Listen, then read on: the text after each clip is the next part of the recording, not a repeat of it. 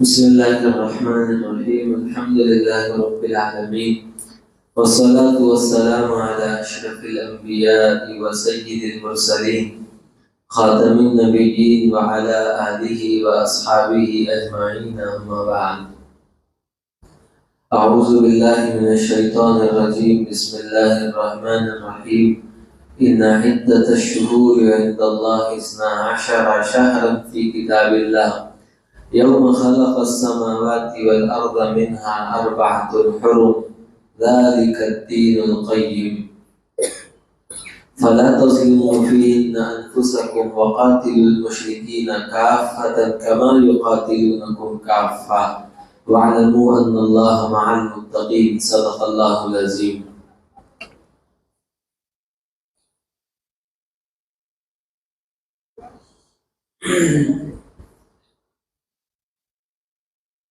اللہ تعالیٰ نے جس دن آسمانوں اور زمین کو پیدا کیا تھا اسی دن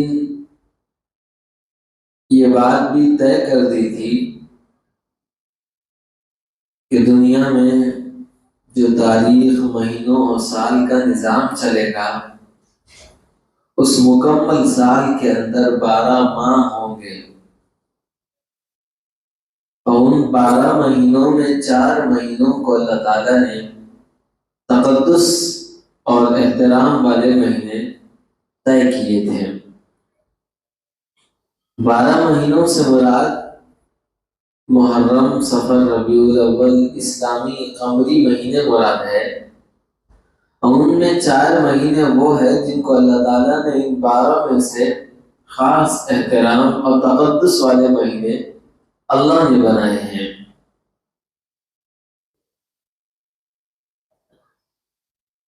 ان مہینوں میں، ان 4 مہینوں میں جن کو اللہ نے احترام اور تقدس والے بنایا ہے، ایک رجب المرجب کا بھی مہینہ ہے جس سے میں اور آپ گزر رہے ہیں۔ اس مہینے کی فضیلت کے سلسلے میں کچھ باتیں وہ ہے جو واقعتاً حقیقت میں ثابت ہے، اور کچھ باتیں وہ ہے جس کو لوگوں نے اپنی من کی چاہتوں کو پورا کرنے کے لیے خود سے گڑھ لیا ہے، اور گڑھا تو گڑھا ہے لیکن اس کو دین کا درجہ بھی دے دیا ہے۔ یاد رکھیے کہ دین کے اندر کسی بات کو ایجاد کرنا جو بات قرآن و سنت سے اور نبی پاک صلی اللہ علیہ وسلم کے دور سے ثابت نہیں ہے، اور اس کو ایسا بنانا کہ اس کو دین کا درجہ دے دینا، اسے بدعت کہتے ہیں۔ نبی پاک صلی اللہ علیہ وسلم فرماتے کل محدثۃ بدعہ وکل بدعۃ ضلالہ، دین میں ہر نئی چیز پیدا کرنا یہ بدعت ہے، اور ہر بدعت وہ گمراہی ہے۔ علماء فرماتے ہیں دین کے اندر کوئی نئی چیز پیدا کرنا یعنی بدعت کی بنیاد رکھنا، دوسرے لفظوں میں یوں ہے کہ لوگ اللہ کے بھیجے ہوئے دین کو وہ ناقص سمجھ رہے ہیں، یعنی انہوں نے یہ نئی بات ایجاد کی۔ ان کا مطلب منہ سے تو نہیں بولتے لیکن دل سے ان کا بولنا یہ ہے کہ دین میں اتنی کمی تھی وہ ہم نے پوری کر دی۔ یعنی بدعت کا مطلب دین کے اندر ایک نئی بات کو گڑھنا، دوسرے لفظوں میں دین کو ناقص سمجھنا، جبکہ قرآن کھلے لفظوں میں نبی کی آخری زندگی میں حضور کے زبان سے اعلان کر چکا ہے الیوم اکملت لکم دینکم وَأَتْمَمْتُ عَلَيْكُمْ نِعْمَتِي وَرَضِيتُ لَكُمُ الْإِسْلَامَ دِينًا۔ اللہ فرماتے ہیں آج کے اس دن یعنی حجۃ الوداع میں جب عرفے کا دن تھا اور حضور پاک صلی اللہ علیہ وسلم عرفے میں پہاڑ کے بالکل دامن میں کھڑے ہو کر صحابہ کو خطاب کر رہے تھے، اس وقت یہ وحی آئی اور کہا گیا کہ آج میں نے، اللہ کہہ رہا ہے، آج میں نے تمہارے دین کو تمہارے لیے مکمل کر دیا ہے، وَأَتْمَمْتُ عَلَيْكُمْ نِعْمَتِي، میری نعمت بھی مکمل ہو گئی ہے، وَرَضِيتُ لَكُمُ الْإِسْلَامَ دِينًا، اور میں نے اسلام کو تمہارا دھرم پسند کر لیا ہے۔ یہ اعلان ہو چکا ہے۔ حضرت عمر رضی اللہ تعالیٰ عنہ کو ایک یہودی شخص ملا، وہ کہنے لگا تمہارے قرآن میں ایک آیت ایسی ہے کہ اگر وہ آیت ہماری کتاب پہ نازل ہوتی تو جس دن وہ آیت نازل ہوئی تھی اس دن ہم جشن مناتے اور عید مناتے اور بہت بڑا پروگرام کرتے۔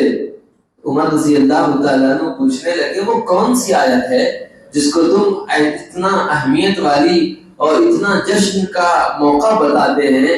تو وہ یہودی شخص کہنے لگا اليوم اکملت لکم دینکم واتممت علیکم نعمتی۔ یہ آیت اتنی عظیم آیت ہے، اللہ اپنے طرف سے یہ بنیادی اسٹامپ لگا رہا ہے کہ دین مکمل ہو گیا ہے۔ اگر یہ آیت ہماری کتاب میں آتی تو ہم یہودی اس دن جشن مناتے۔ عمر رضی اللہ تعالیٰ عنہ فرماتے ہیں ضرورت نہیں ہے، اس دن جمعہ بھی تھا، عرفے کا دن بھی تھا، اور وہ حج اکبر تھا، 2-3 عید اس دن اللہ نے خود جمع کر دی تھی۔ ہم کو سب چیز اتنی ہی معلوم ہے جتنی ہمارے نبی نے ہم کو بتائی ہے۔ یہ بات میں آپ کو بتا رہا ہوں رجب کے سلسلے میں بہت سے فضیلت والی باتیں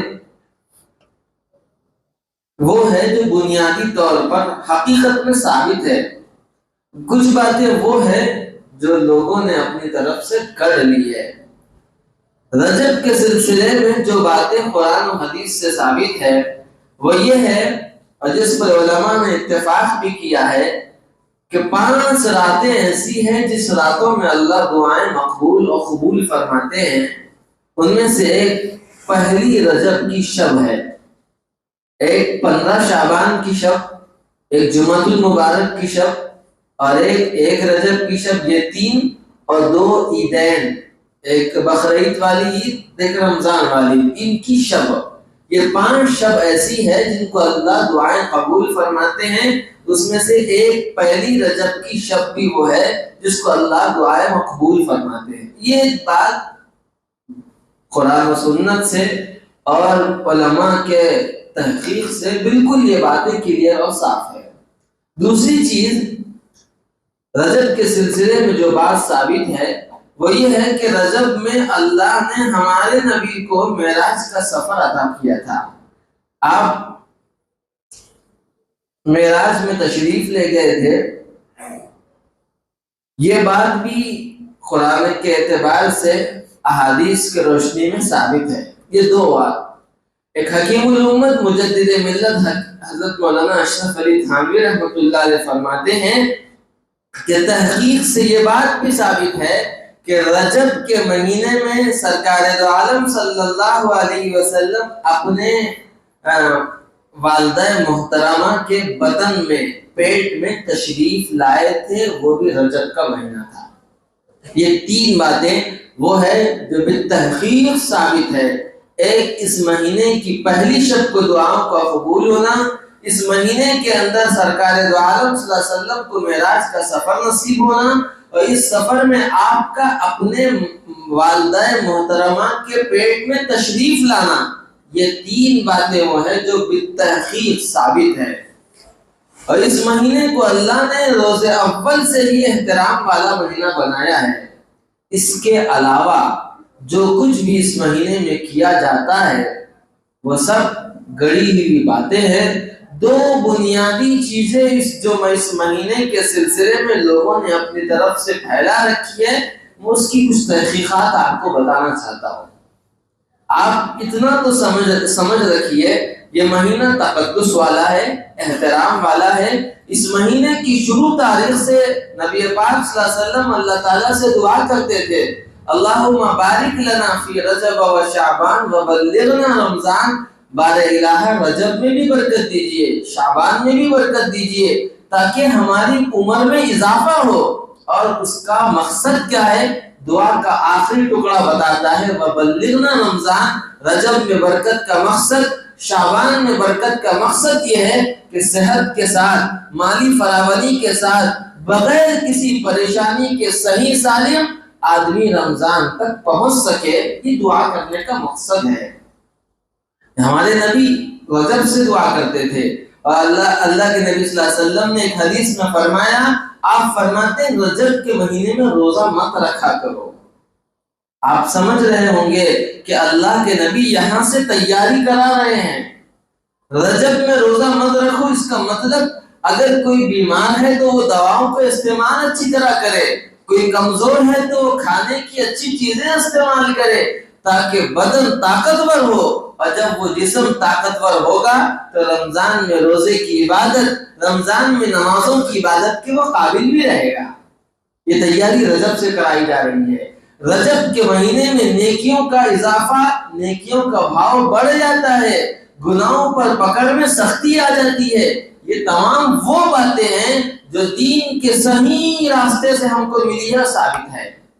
اس کے علاوہ اس مہینے کی 22ویں تاریخ کو اور اس مہینے کی 27ویں تاریخ کو جو دو غلط فہمیاں امت کے اندر پھیلائی گئی، اور امت نے وہ نیچے منڈی ڈال کر چلنے والے بھیڑیے کی طرح کہ اگر پہلا بھیڑیا گڑھے میں جاتا ہے تو اس کے پیچھے چلنے والے تمام بھیڑیے گڑھے میں جاتے ہیں، اس انداز میں ان تمام چیزوں کو صحیح سمجھ کر دین مانا ہے اور عمل کرنے کے اندر بڑے زور و شور کے ساتھ حصہ لیتے ہیں۔ 22 رجب کی تاریخ کو ملک کے اندر، خصوصاً ہمارے ملک کے اندر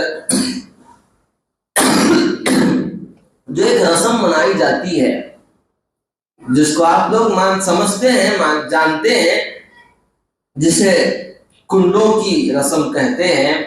آپ کو معلوم ہونا چاہیے، میں آپ کو صحیح معلومات اس لیے فراہم کر رہا ہوں، کہیں ناواقفیت کے اندر وہ کام کرے جو اللہ کو راضی کرنے کے بجائے اللہ کو ناراض کرنے کا سبب بن جائے۔ آپ کو جاننا چاہیے کہ اس دن جو کام کیا جاتا ہے اس کی بنیاد کہاں سے ہے۔ ایک من گھڑت کہانی سن 1908 عیسوی میں 20ویں صدی کے اندر یہ چیز شروع ہوئی تھی، اور سب سے پہلے رامپور کا ایک شخص تھا جس نے لکڑ ہارے کی کہانی کے نام سے کتاب چھاپی تھی، جس کتاب کے اندر اس نے پوری کہانی جو اس 12 رجب کے بارے میں لوگوں کے درمیان مشہور ہے، وہ کہانی اس نے اپنی طرف سے بنائی۔ لکھنے والا شیعہ، اور اس رامپور کا ایک نواب تھا، وہ بھی شیعہ تھا، اس نے اس کہانی کو بہت قیمتی سمجھا اور اپنے مال کے بلبوتے پر خوب اس کا پرچار کرایا۔ چیزیں مشہور ہوئی، رامپور سے یہ بات پھیلتے پھیلتے لکھنؤ چلے گئی، اور لکھنؤ کے اندر شیعہ کا تو گڑھ ہے، اور وہاں پر بھی یہ چیز بہت پھلی پھولی، اور نہ سمجھی کے اندر ملک میں بسنے والے سنی مسلمانوں نے اسے بہت اچھا سمجھ کر اپنی ایک نیکی کا کام سمجھ لیا۔ کیا تھی کہانی؟ کہانی بنائی گئی تھی کہ مدینہ المنورہ کے اندر ایک لکڑہارا رہتا تھا، جس لکڑہارے کو مالی تنگدستی کا سامنا ہوا، بہت غریب تھا، فاقے کی نوبت آ گئی، تو وہ بھوک اور روزی کے تلاش کے اندر ملک مدینہ چھوڑ کر باہر نکلا تاکہ کچھ کمائی کا ذریعہ بن سکے، اور جنگلوں میں پھرتا رہا، کوئی جگہ نہیں ملی، اور لکڑیاں جنگلوں میں کاٹتا تھا۔ یہاں اس کی بیوی نے اپنا الو سیدھا کرنے کے لیے وہاں ایک وزیر کے گھر میں نوکری کر لی، وہاں گھر میں کام کرتی تھی، کام کر رہی تھی۔ لکھا ہے کہ میر، یہ جو کہانی بتا رہا ہوں میں آپ کو، وہ کہانی یہ ہے کہ میر جعفر صادق وہاں سامنے سے، اس وزیر کے گھر کے سامنے سے گزرے، اور میر جعفر صادق نے گزرتے ہوئے اس گھر کے سامنے رک کر اپنے ساتھ کے لوگوں سے پوچھا، ارے آج تاریخ کیا ہے؟ تو ساتھ کے لوگوں نے کہا 22 رجب ہے۔ تو وہ ان کی گفتگو چل رہی ہے، اور وہ لکڑہارے کی بیوی محل میں کام کرتے ہوئے ان کی باتیں سن رہی تھی۔ میر جعفر صادق نے کہا آج کی تاریخ بڑی قیمتی ہے، جو شخص آج کی تاریخ میں ایک کام کرے کہ گھی کے اندر پکائی ہوئی پوریوں کو بازار سے لا کر، پہلے یہ لکھا ہوا ہے کہ بہت پاکی کے ساتھ صاف ستھرا نہا دھو کر کپڑے پہنے، بازار جا کر ہنڈی لے آئے اور گھی میں پکی ہوئی پوریوں کو اس ہنڈی میں رکھے، صاف ستھرا دسترخوان بچھایا جائے اور اس پر اس کو رکھ کر میرے نام کا فاتحہ دیا جائے، زندگی میں کبھی مصیبت نہیں آئے گی، مشکلات دور ہو جائیں گی، پریشانیاں حل ہو جائیں گی۔ اگر یہ مسئلہ حل نہیں ہوا تو چیلنج ہے حشر کے میدان میں جعفر صادق کا دامن پکڑ کر اللہ کے سامنے لے جانا۔ اس وقت کہانی بنائی گئی، وہ لکڑہاری کی بیوی نے سنا اور اس کو سمجھ میں آئی بات، وہی تیاری کے ساتھ اس نے کام کیا، اور کام کرنے کے بعد جب اس نے یہ سب پلاننگ سے ویسا عمل کر لیا تو عمل کرنے کے بعد اس کے حالات بدلے۔ کیا بدلے؟ یہاں بیوی نے عمل کیا، وہاں جنگل میں لکڑہارا پریشان گھوم رہا تھا، ہاتھ سے کلہاڑی چھوٹی اور زمین پر گری اور لکڑہارے کو محسوس ہوا یہاں کی زمین تھوڑی ڈھیلی ہے، تو اس نے وہاں زمین کھودنا شروع کر دی۔ لکڑیاں کاٹ رہا تھا، اب زمین کھودنا شروع کر دیا اور زمین کھودا تو وہاں سے اس کو کسی بادشاہ کا دفن کیا ہوا خزانہ مل گیا۔ بہرحال وہ خزانہ لے کر یہاں آیا، یہاں آنے کے بعد بیوی نے کہا تمہاری قسمت وہاں چمکی، یہاں میرے عمل کی وجہ سے۔ بہرحال وہ زندگی بدلی، اور جب وزیر کی بیوی کو معلوم ہوا کہ یہ نوکرانی نے ایسا کیا، اس کی زندگی بدلی، تو اس نے کہا یہ سب بیکار کی باتیں ہیں، فضول چیز ہے۔ اس نے انکار کیا تو اس کی زندگی الٹی پلٹ گئی۔ وہ کیا ہوا کہ بادشاہ کا شہزادہ جنگل گیا ہوا تھا، ادھر وزیر سے کوئی غلطی ہوئی، بادشاہ نے وزیر کو پوری جائیداد لوٹ کر اپنی نوکری سے نکال دیا، اور یہ نکلا جس راستے میں شہزادہ رات کو شکار کرنے گیا تھا، وزیر کو ملک سے جلا وطن کرنے کے بعد وزیر بھی اسی راستے کو گیا۔ ایک خبر پھیلی، جب رات کو شہزادہ واپس نہیں آیا تو خبر پھیلی کہ جس وزیر کو نوکری سے نکال کر بھگایا گیا تھا وہ وزیر نے راستے میں شہزادے کا قتل کر دیا ہے۔ بادشاہ نے حکم جاری کیا، شہزادے کو پکڑ کر لایا گیا۔ جب شہزادہ آیا تو شہزادے نے آ کر شہزادے کو وہ وزیر کو پکڑ کر لانے کا حکم دیا۔ وزیر کو جب پکڑ کر لایا گیا تو وزیر کے پاس ایک رومال میں خربوز لپٹا ہوا تھا۔ جب بادشاہ وزیر کی جانچ پڑتال کرنے لگا تو جب وہ رومال کھولی گئی تو اس میں خربوز کے بجائے شہزادے کا سر تھا۔ اب بادشاہ کو اور جرم سمجھ میں آ گیا، اب وزیر کو مار دینے کا حکم جاری ہوا۔ ادھر وزیر کی بیوی کہنے لگی یہ تمہارے اوپر آفت میرے انکار کرنے کی وجہ سے آئی، تو وزیر کہنے لگا فوری توبہ کر اور یہ نیت کر لے کہ آئندہ کبھی ایسا نہیں کروں گی، ہر سال اہتمام سے یہ کنڈوں والا کام میں کروں گی۔ وہاں اس کی توبہ ہوئی اور آئندہ کرنے کا اس نے ارادہ کیا اس بیوی نے۔ یہاں پھر وزیر کی زندگی بدلی۔ وہ کیا ہوا کہ صبح ہونے کے بعد شہزادہ واپس صحیح سالم آیا اور وہ رومال میں لپٹا ہوا خربوز جو منڈی بن گیا تھا پھر سے خربوز بن گیا۔ یہ سب کہانی بنائی تھی سن 1908 عیسوی میں رامپور کے ایک شیعہ آدمی نے۔ بہرحال میں یہ بتانا چاہ رہا ہوں یہ کہانی بنی، آپ ذرا اتنا غور کر لیجیے اس کہانی کی حقیقت واقعتاً یہ سچی ہے جھوٹی۔ میں آپ کو بتاؤں گا امام جعفر صادق رحمت اللہ علیہ کی عمر مکمل 68 سال ہے۔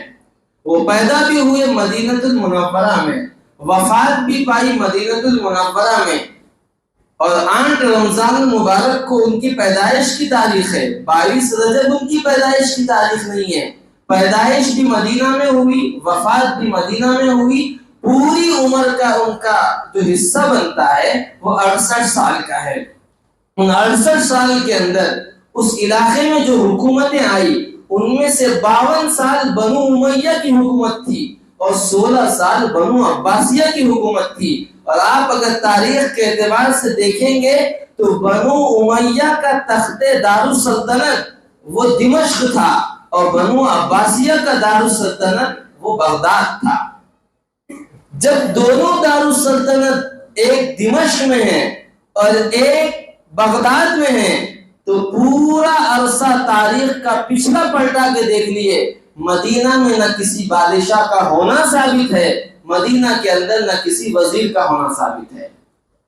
جہاں دارالسلطنت ہوتی ہے وہیں بادشاہ رہتا ہے، اور بادشاہ کا محل بھی وہیں ہوتا ہے، وزیر بھی وہیں رہتا ہے، وزیر کا محل بھی وہیں ہوتا ہے۔ ان تمام 68 سال کے اندر جو جو حکومتیں اس وقت آئی تھی، 52 سال کا عرصہ بنو امیہ کا تھا، اور 16 سال کا عرصہ بنو عباسیہ کا تھا، اور ایک کا دارالسلطنت دمشق تھا، ایک کا دارالسلطنت بغداد تھا، وہ کسی اور جگہ پر ہے۔ اسی درمیان میں مدینہ میں بادشاہ بھی بن گیا، مدینہ میں وزیر بھی آ گیا۔ تو یہ کہانی کیا سچی ہے جھوٹی، اس کا فیصلہ آپ کر سکتے ہیں۔ بس میں بتانا چاہتا ہوں کہ یہ بنانے والا کون ہے۔ جب میں نے آپ کو بتایا سن 1908 کے اندر شیعہ کے آدمی نے بنائی تھی، اور وہ کیوں بنائی تھی آپ کو معلوم ہونا چاہیے۔ شیعوں کو صحابہ سے دشمنی شروع روز اول سے رہی ہے۔ وہ کہتے تھے کہ نبی پاک صلی اللہ علیہ وسلم کے بعد خلیفہ بننے کے حقدار حضرت علی رضی اللہ تعالیٰ عنہ تھے، اور حضرت عمر، حضرت ابو بکر، حضرت عمر، حضرت عثمان، یہ تماموں نے حکومت اور خلافت چھینی تھی۔ اس بنیاد پر وہ تمام صحابہ کو شیعہ کافر کہتے ہیں، اور حضرت معاویہ رضی اللہ تعالیٰ عنہ سے تو خاص ان کو بہت زیادہ دشمنی ہے۔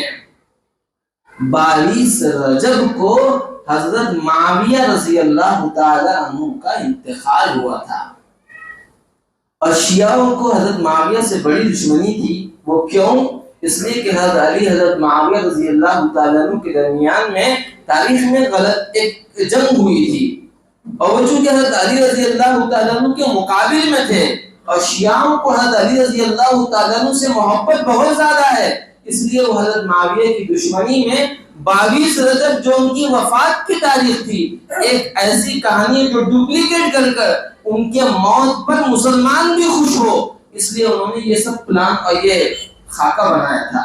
اب مسلمانوں کو سمجھنا چاہیے، وہ خوشی منا رہے ہیں تو ایک صحابی رسول جن کا مقام اتنا اونچا تھا، حضور پاک صلی اللہ علیہ وسلم فرماتے تھے معاویہ خود ہدایت پر ہے، اور معاویہ کے ذریعے سے جو بھی معاویہ کے راستے پر چلے گا اس کو بھی ہدایت ملے گی۔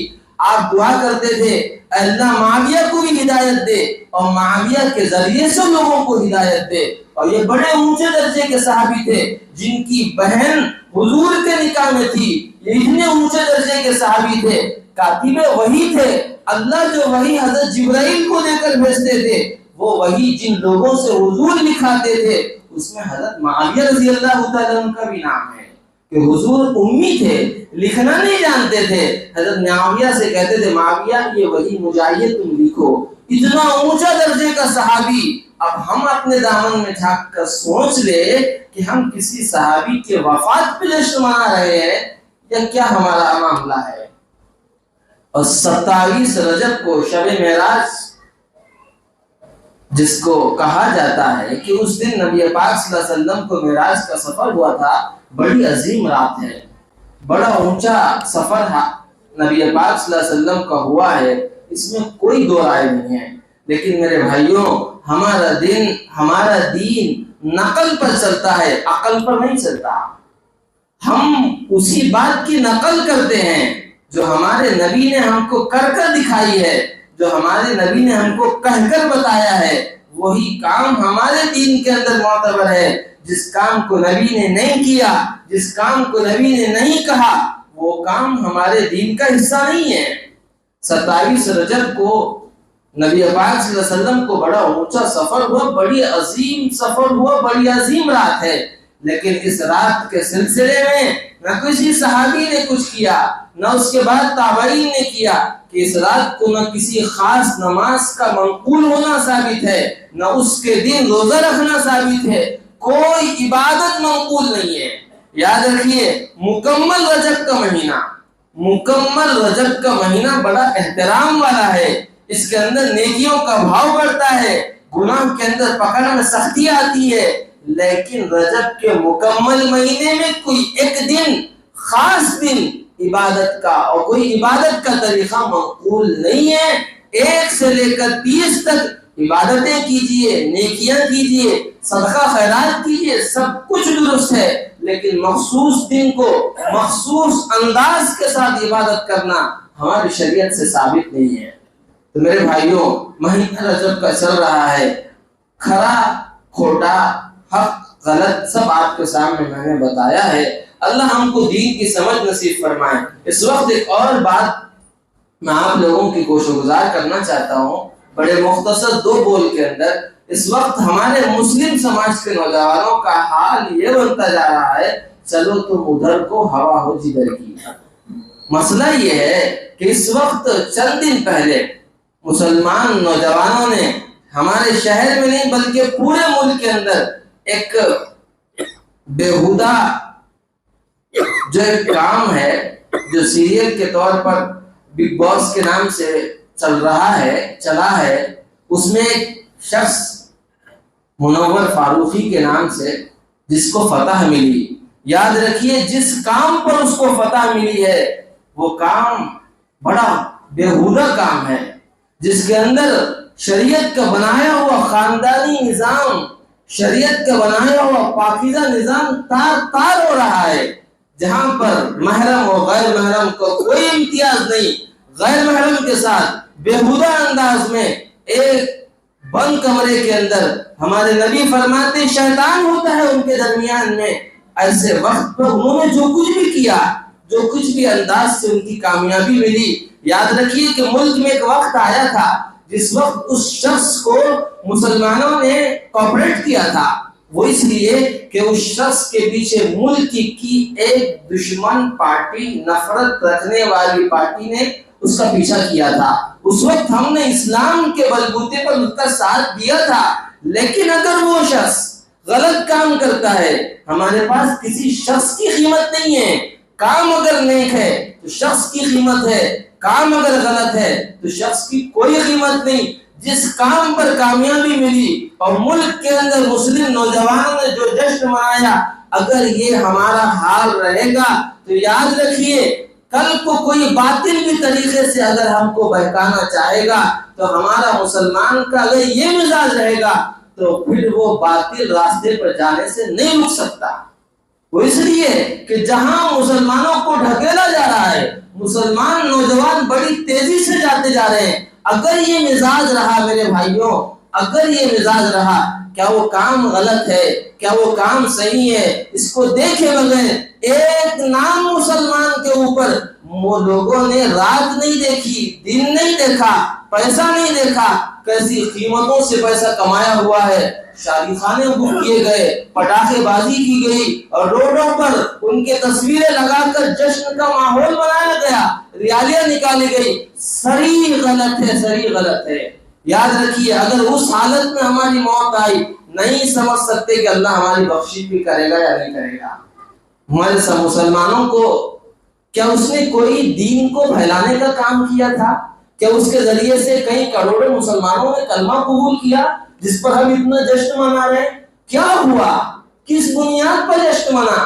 آپ لوگوں کو سب معلوم ہے، میرے سے زیادہ معلوم ہے، اس لیے میں مسلمان خاص نوجوانوں سے کہہ رہا ہوں اس وقت اپنا مزاج بدلیے۔ جس طرف جا رہے ہیں قلم اور قدم بڑی سوچ کر اٹھانا پڑتا ہے۔ جس جانب ہمارا قدم بڑھ رہا ہے ذرا سوچ تو لو کہ وہ راستہ درست بھی ہے یا غلط ہے۔ اس لیے میری بڑی درد کے ساتھ گزارش ہے نوجوانوں سے کہ اپنے مزاجوں کو بدلیے، کچھ بھی کام کرنے سے پہلے اس کا صحیح یا غلط ہونا معلوم کیجیے۔ ہوا کے بہاؤ میں بہتے ہوئے اپنے آپ کو برباد مت کیجیے۔ بہت قیمتی ہے ہر قوم کا نوجوان، ہر قوم کا نوجوان بہت قیمتی ہے۔ اللہ ہم سب کو دین کی صحیح سمجھ نصیب فرمائے۔ وآخر دعوانا